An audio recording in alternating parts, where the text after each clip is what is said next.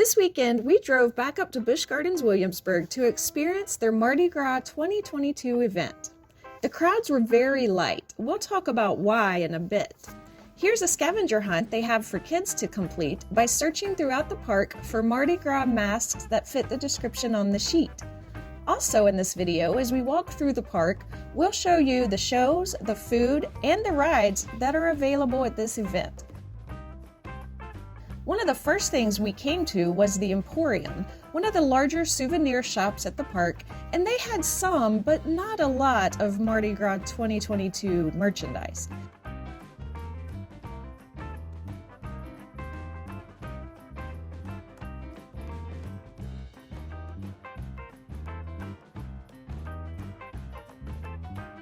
This was also our first time seeing some of the general Busch Gardens 2022 merchandise as well.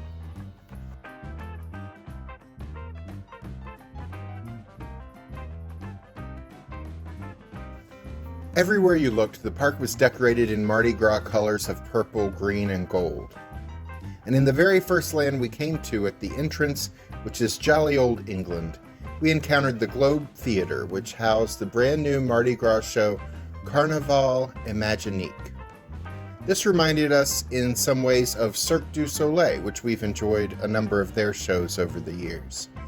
This was a very entertaining show featuring acrobats and feats of strength and balance. In between each act, a troupe of dancers came out to entertain.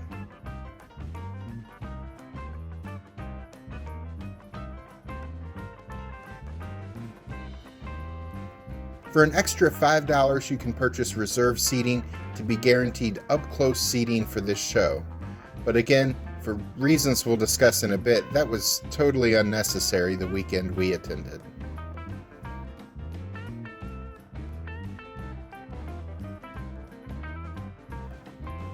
We both thought this was the best show of the event.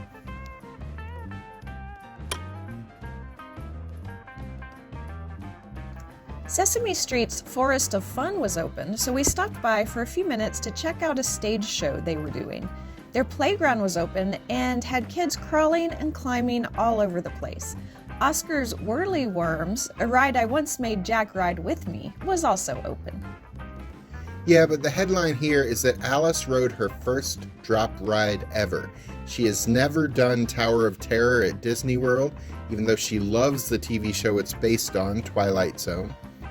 But the Sesame Street area of Busch Gardens has a drop ride called Prince Elmo's Spire, and she got up the nerve to ride her first ever drop ride here. Well, you have to start somewhere. This one was more my speed than the big ones, but actually I still didn't like being that high up, but the bounce down was fairly pleasant. The Sesame Street stage show featured Grover singing the Sesame Street classic Wubba Wubba Wubba, as well as a trio performance featuring Abby Cadabby, Rosita, and Zoe. The Sesame Street Kiddie roller coaster was closed, even though the other rides were open. We'll talk about the coasters at this event in a few moments. By the way, if you're enjoying this video, please help us out by clicking the like button and leaving a comment below telling us what you would have enjoyed at this event. We appreciate the support. Some, but not all of the animals were out. We saw the black-faced sheep and the Clydesdale horses. Most of the birds were not on display, nor were the Scottish Highland cattle.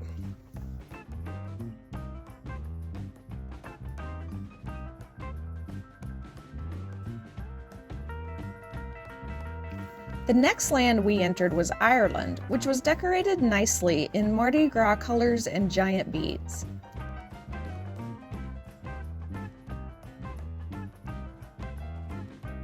This band plays during the popular Irish dance show Celtic Fire most of the year, but here the instrumentalists were joined by singers rather than dancers as they performed a number of pop songs, those like Linger by the Cranberries, Carry On My Wayward Son by Kansas, and Come Together by the Beatles. The arrangements played by these three musicians on the guitar, violin, and frame drum were a really unique way to hear songs that we were already familiar with, and the singers were very talented as well.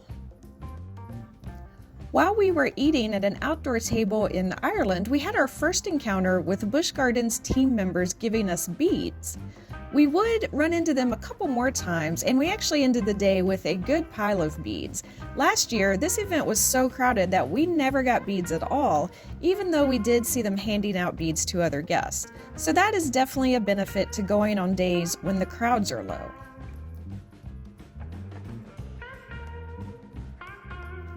The other children's area, Land of the Dragons, was open. It had a couple of kiddie rides open, plus a very cool play area with multi-story tree houses and a rope net obstacle course to climb through.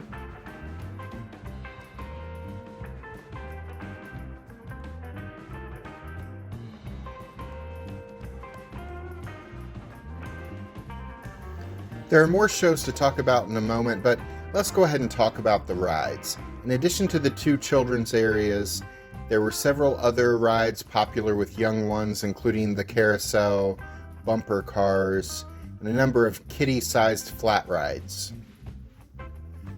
Der Wirbelwind is the name of the German-themed swing ride that is always a lot of fun, and it was open.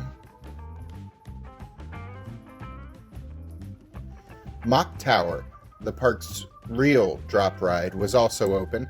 Alice notably did not ride this one. Yeah, I'm keeping it to just one drop ride per visit. Uh-huh.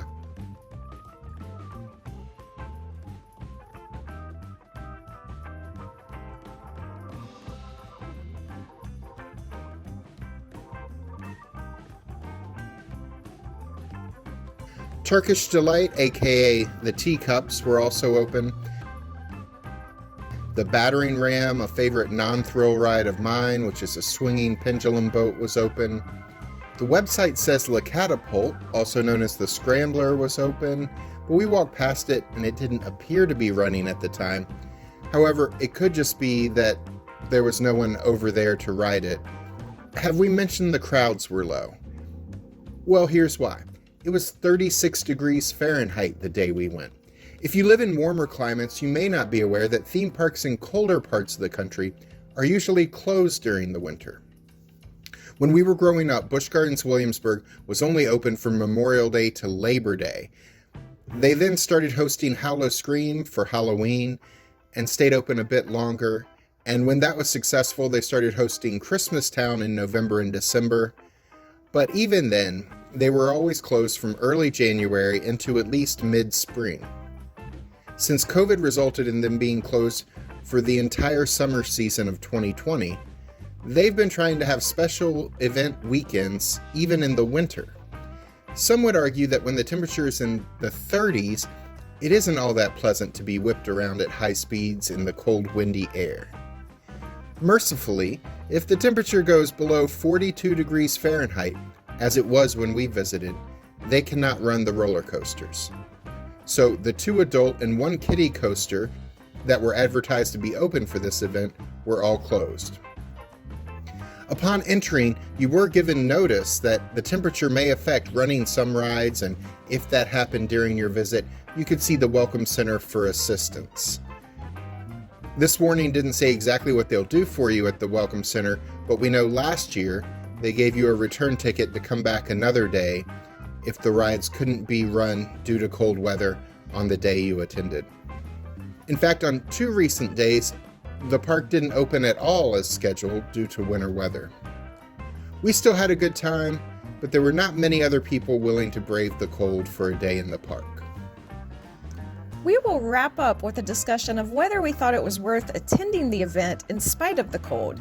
But first, let's talk about another show we attended. A New Orleans jazz band performed in Das Festhaus, a large food hall located in the Germany section of the park. They were led by an MC conductor who introduced the songs and even sang a couple of them. These were all jazz songs with a New Orleans flavor, but the only one we can remember for sure, now a couple days later, is that they closed with When the Saints Go Marching In. One of the attractions of big theme park events like this is the food and drinks. They sold sampler cards so you could try small sample sizes of the Mardi Gras food and drink offerings at a discount. You could get a 5 sample card for $35 and the 10 sample card was for $55. We got the 10 sampler card. The first thing we bought was shrimp etouffee. This was the only entree we bought because we had already eaten lunch earlier before hitting the park, so we mostly just focused on treats and drinks during our time there. This shrimp etouffee had shrimp, tomatoes, onions, green scallions, and rice with a lot of great Cajun seasoning. The heat from the seasoning built the more we ate, and it was delicious.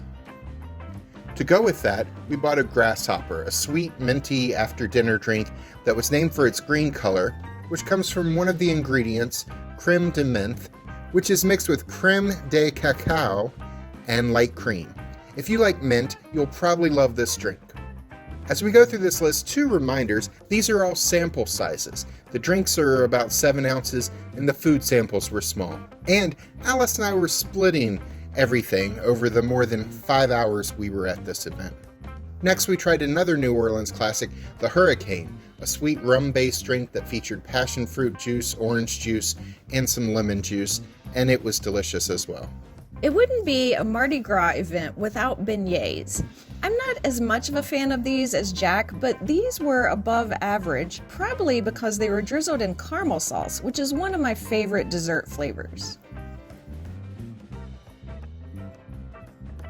Then we ended up at another dessert stand where we bought the king cake cinnamon roll, which was just a typical cinnamon bun, but with Mardi Gras colored sugar sprinkles on it. We had banana Foster's cheesecake, which was delicious. And the Mardi Gras funnel cake, which I expected to love, but just really didn't. It had icing and sprinkled sugar and raisins and walnuts on it. I usually love funnel cake, but this was cold, and it just seemed like they're doing too much with the toppings. We stopped by the Bayou Bar near the end of our day at the park and tried a couple more drinks. We got the King's Cup margarita featuring Milagro tequila. It was good. It was a little sweeter than most margaritas. We also tried the sample size Big Easy Mojito made with Bacardi rum and mint. It was light and very refreshing. Since we had another sample left on our card and we were running out of time to use it, we got the Cajun snack mix. It was just a regular Chex Mix, but with a Cajun seasoning mixed in, which really kicked the flavor up a notch. Most samples were around $6 to $8, so the sample card does save you a bit. Busch Gardens Mardi Gras is held Fridays, Saturdays, and Sundays, now through February 27th. On Fridays, the event hours are 3 p.m. to 8 p.m. On Saturdays and Sundays, and President's Day as well, the event hours are 12 noon to 6 p.m. Tickets to the event start at $47.50 and go up to $59.99 on a few days that are expected to be more crowded. We have annual passes, and as a result, we get free parking. So the only things we had to pay for were gas to drive up to Busch Gardens and the $55 food sampler. We felt this event was worth it for us at that price. I may have felt differently had we paid the regular ticket price only to find out the thrill rides were closed. But Busch Gardens does visibly promote the fact that the coasters won't run in weather under 42 degrees on its website, which was a likely factor in the low crowds. And it's not like Alice was going to be out there riding thrill rides anyway, so maybe I wouldn't have felt too differently. As it was, we enjoyed a nice day in the park and saw some entertaining shows and had some really good treats. Yes, it was definitely cold, but we had bundled up accordingly, so we enjoyed our day at Busch Gardens Mardi Gras. It looks like next weekend will be in the 50s, so all the rides should be running. Winter temperatures in Virginia can vary wildly from day to day. In fact, just a couple days before we went, the temperature had reached 70 degrees Fahrenheit. But we do wonder if the weather variables will push profits low enough that the park reconsiders doing winter events in the future. I don't know, but if you're in the area, we encourage you to check out this event, weather permitting. Please subscribe to our channel to know when future episodes are posted. In the meantime, check out these links to see some other recent theme park content. I'm Alice. And I'm Jack. And we'll see you the next time we let the good times roll.